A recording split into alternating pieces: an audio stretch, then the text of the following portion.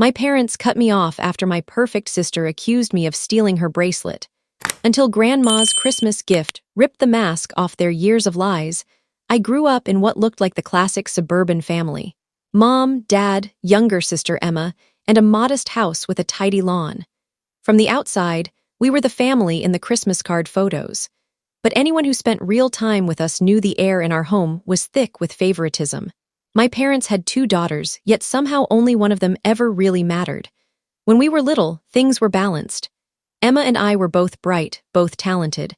We took the same piano lessons, gymnastics classes, and Saturday art workshops. Our parents clapped equally loud at both of our recitals. I have clear memories of my dad lifting both of us onto his shoulders after competitions, my mom snapping photos of the 2 of us in matching dresses. Back then, I never felt less. That changed the day I brought home my first bad test score in 6th grade. It was one quiz, nothing life-altering, but it was the crack that split everything open. My mother's eyes lingered a second longer on Emma's perfect paper than on mine. The hugs started feeling different. Praise for me sounded like something they remembered they were supposed to say. Praise for Emma lit up their faces like fireworks. From that point on, every mistake I made was evidence that I was difficult. Every mistake Emma made was just a phase. If I forgot a chore, I was irresponsible. If Emma forgot, she was so busy with all her activities. Slowly, quietly, I became the cautionary tale and Emma became the trophy. By high school, the gap was a canyon. Emma got the new wardrobe, the car on her 16th birthday, endless patience when she needed help with homework. I was told to figure it out and act my age. Teachers adored Emma, friends flocked to her, strangers smiled at her in stores. I faded into the background, studying alone in my room, working weekends to save for college because no one was going to hand me anything. I still tried to keep a relationship with my sister. She was my only sibling, after all. But Emma began to carry herself like royalty who knew the court would always take her side. She never outright bullied me. She didn't need to. The whole family did it for her. The final fracture came the summer after I graduated high school. I'd earned a partial scholarship to a solid university and couldn't wait to leave. Emma, meanwhile, was dating Jake, the quarterback, rich, handsome, already approved by my parents as future son-in-law material. They fawned over him, cooked lavish dinners when he came over, talked openly about the grandkids they'd have one day. I was home for a weekend break when Emma's new gold charm bracelet, the one Jake had given her, disappeared. Panic ensued. The house was turned upside down. And then, calmly, Emma said, "I saw her looking at it funny last night. Maybe she took it because she's jealous." I laughed at first. Surely this was a bad joke. It wasn't. My parents didn't ask me if I did it. They didn't search my things. They looked at me with 5 years of accumulated disappointment and decided the case was closed.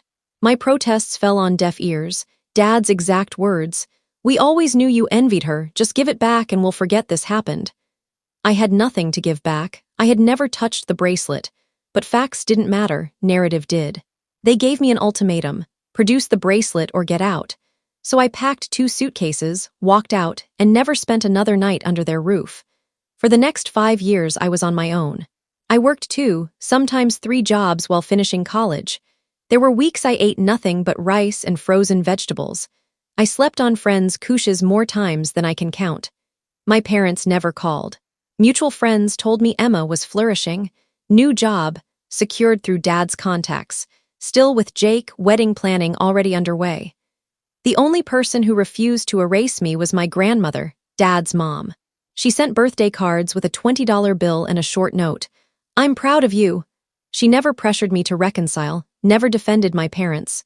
She just stayed a quiet, steady light. 5 years after I was thrown out, an envelope arrived. Grandma's handwriting, inviting me to Christmas dinner. I nearly threw it away, but something made me go. Walking into her house felt surreal. Same decorations, same smells, same people, except now I was the stranger. My parents gave stiff hugs. Emma smiled like we'd argued over the TV remote last week, not like she'd framed me for theft and watched me be exiled. Dinner was tense but polite. Then came gifts. Grandma handed me a small velvet box. Inside was the family's antique gold locket, the one passed to the chosen heir for 4 generations. She placed it around my neck herself and announced, loud enough for the whole table to hear, that I was now the official inheritor of everything she owned.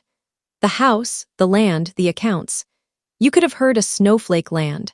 My parents turned the color of printer paper. Emma's smile froze and shattered.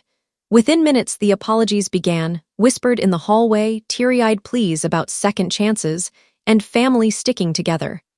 Suddenly, I was their beloved daughter again. Funny how that works when money is involved. I left that night and tried to process it all. A week later, I sat down with Grandma alone.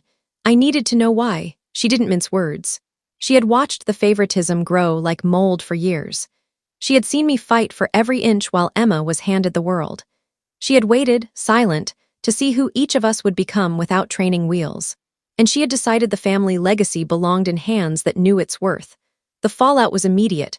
Relatives who hadn't spoken to me in half a decade called to mediate. My parents left voicemails begging me to think of Emma's upcoming wedding. When I didn't answer, they showed up at my apartment unannounced. Mom crying in the hallway, Dad blocking the doorway, Emma standing behind them with crocodile tears. They refused to leave. Neighbors watched. I eventually had to call building security. Even as they were escorted out, Mom wailed that I was abandoning my family. Emma followed that up by mass texting my friends, painting me as the cruel sister who turned her back on her poor parents. I spent days doing damage control. Then Grandma heard what happened. Quiet, unflappable Grandma. She called a family meeting I wasn't invited to. She told everyone the real story. No bracelet had ever been found in my room because I had never taken it. My parents had invented that detail years ago to justify cutting me off. She laid every lie bare. The relatives who had been so quick to condemn me suddenly flooded my phone with apologies. Turns out my parents had taken out a second mortgage to fund Emma's dream wedding. Turns out Jake had dumped Emma once he realized the promised family money was going to me, not them. Turns out Emma's perfect life was held together with glitter and duct tape. More apologies came, more pleas to keep things in the family and not let money come between us. I read them all, then put my phone on Do Not Disturb. I haven't spoken to my parents since the day security removed them from my hallway. I don't know if I ever will. Grandma is the only family I claim now, and when her estate eventually comes to me, I'll honor her trust the way she always honored my worth. Quietly, fairly, and without expectation of applause. The rest of them can keep their fake tears and convenient memories. I spent years proving I could survive without their love. I don't need their approval now that I have their inheritance. Thank you for watching my story. If you enjoyed it, please subscribe and press the bell icon. Stay tuned for more real-life stories, get more experiences.